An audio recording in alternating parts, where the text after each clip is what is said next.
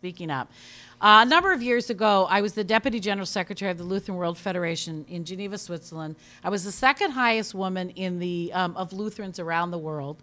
And I came in, and the cabinet had two women on it at the time that I was part of it. And about 6 months into it, the General Secretary, who had hired me, who was very supportive, brought me into his office and he said, "Chris, you're spending too much time with women, and you bring up the women's issue too often." And I looked at him and I said, "Gunnar, when you start bringing the issue up, I'll shut up." And I said, "That's how we have to make change." And the next meeting, he did.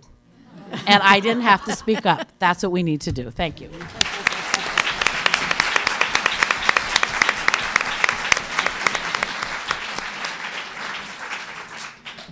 Thank you. Thank you to the WIP and the Women's Fund here in Monterey, and to the Monterey Institute, really, for putting this all together. I think it's just a fabulous event. And congratulations on 3 years of the WIP. I'm really glad that there are so many current and future leaders in the audience.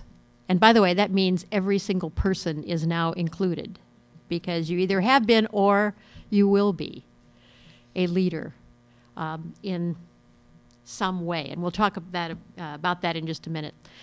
Global Women's Leadership Network is out to ignite a new future for humanity through women's leadership. And by the way, that's women leading side by side with men. So I have had the wonderful privilege now of working for over a week with 100 women leaders from around the world who are out to ignite that new future. And I'm really pleased tonight to say that there are 3 of those in this room. Kate Daniels from the WIP, Sema Basel from the Turkish Women's Initiative, and there she is, Patricia Rain, who runs the Tropical Farmers Network. But we now have 100 women in 29 countries, most of them in developing countries around the world, who are all doing incredible work on behalf of what we're talking about. They all raise money, they all speak out, they are all working on behalf of this. And it is true that we still have work to be done here in the United States. There is no doubt about that, Linda, and your book certainly brings that out. It is, however, a widely recognized fact that inequalities between men and women, between girls and boys, in basic rights, education and others, access to participate in the economies, in decision-making, it exacerbates poverty. It certainly exacerbates it, and it undermines world development. And we, the United States, are part of that world.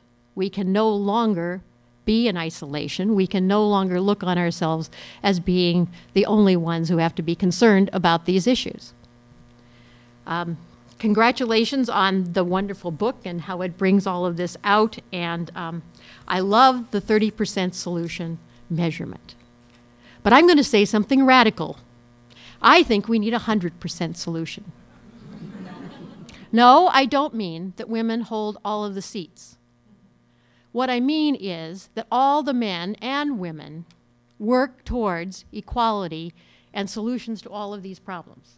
It is about 100% of the solution. When we reach equality, we will reach many of the solutions to the problems that we have around the world. So what I'm going to do today is invite all of you to participate in the 100% solution. That means that none of you can really look to the left or the right or to the front as those that are going to solve this problem. I ask that you begin to look in yourselves as part of the 100% solution. As a network, Global Women's Leadership Network is extremely fortunate to have so many supporters around the world. So when I was coming here and offered the chance to speak, I asked them what they would want me to say on their behalf. And so for the rest, I would like to read you a few things from some of those people around the world. From Winnie Kamuya from the Icon Academy in Uganda, one of our graduates is the head of the Icon Academy. She says, "Every gift we've been given, and every one of us has gifts, have been given to us for a reason. With each of the gifts we have received comes the responsibility that we sculpt it and develop it and then apply it out in the world in a way that enriches the lives of other people. From Kay Kleinerman, a voice coach in Silicon Valley. When women find their voices, three things are ignited: the spark of innovation, the energy of creativity, and the boundlessness of breakthrough thinking.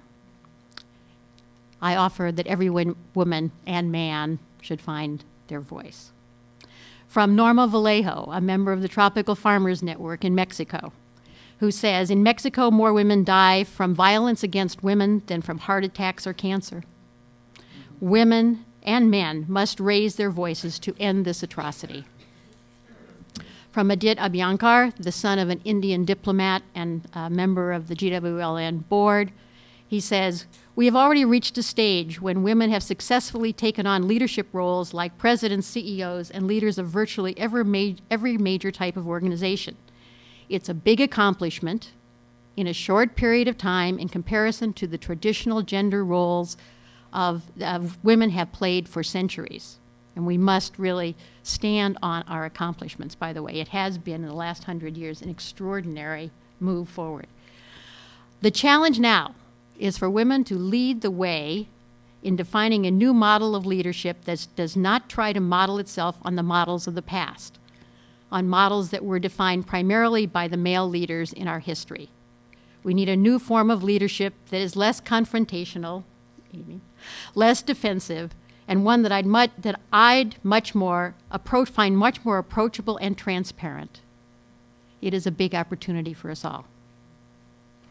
From Salome Kimbugwe, a graduate of ours from Uganda and a woman activist, this day signifies the total liberation of women from all forms of segregation. It's a day when the world realized that women are human beings.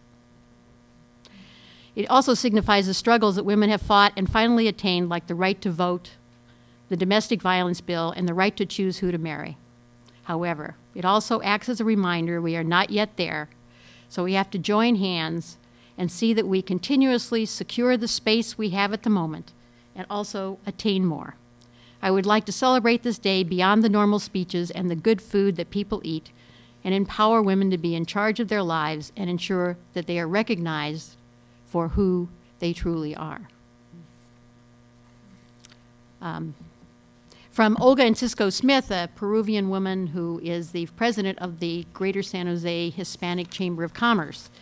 She says, I'd like to have full recognition of the indigenous art and culture of so many communities around the globe. They express, and this I think is part of whole woman, whole leader, whole world, which is our vision. They express their innate identity passed on from ancient history. We must preserve them as they are part of our human history. And then from Esther Nakia, also from Uganda and Icon Academy, she said, we need to build the leadership potential of the young people. Okay, if CEDAW and the Beijing Platform for Action are to make any difference in the future. And so I'm really glad that a young woman by the name of Shay, who has followed us for quite some time, is in the audience today. And those of you who are students here, it can't be just the gray hairs. It goes on to say, it can't be just the gray hair. There are a few of them on the stage that lead the way. We need all women and men of all ages to move forward. And from Louise Siwa from Uganda, who runs an AIDS organization, she says, despite the long journey to where we are, it is still beautiful to be a woman. Let the women be proud for what they are, what they do, and that they are beyond biological parents for all the world. And so I would emphasize that it doesn't have to be anything very grandiose that we do. We have every day, we can every day take actions. A friend of mine one day realized she hadn't let her young daughter go on the computer. And that was kind of holding her back, right? So she said, I'm going to teach my daughter how to use the computer. It could be reaching out to be a mentor, has been mentioned several times here. It could be voting for a woman on the school board. Every person, every day, one action. I think that way, it really could change the world. I'd like to see us all at the end of the day at the dinner table look back and say, the best thing that happened to me today was, and say it was something associated with moving women forward to equality. So thank you very much.